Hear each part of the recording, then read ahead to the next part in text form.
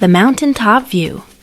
After weeks spent building Five's fort, the boys were itching for a new challenge.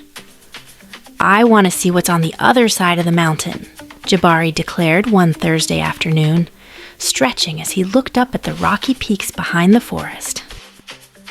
Theo rubbed his chin thoughtfully. "We've never climbed all the way. Maybe it's time." They packed lightly, bottles of water, fruit, a flashlight, and Kazi's compass. Mama handed them a bag of roasted groundnuts, and Papa gave Theo a firm nod. "Be safe. Come back before dark." With Tambo trotting beside them, they followed the trail behind the dry river and weaved their way into the trees.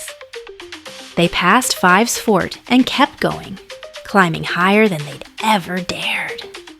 The path narrowed. The air grew cooler.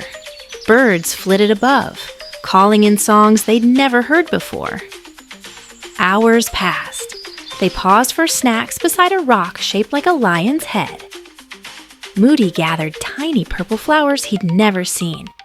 Kazi took photos of a fuzzy caterpillar with orange tufts. As they reached the upper slope, the trees began to thin. The mountain peak rose just ahead. "We're close," Theo said, grinning.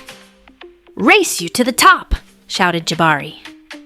They scrambled up the rocky incline, slipping and laughing until finally, breathless, they reached the summit. What they saw made them silent. Below, on the far side of the mountain, stretched a vast green valley. Fields and meadows rippled like a sea. A river sparkled through it like a ribbon of silver. There were clusters of animals, zebras, gazelle, and even a few tall shapes that looked like giraffes. "It's a hidden world," Follow whispered. "No one ever told us this was here," Kazi said. They sat in awe, munching nuts and sharing their thoughts.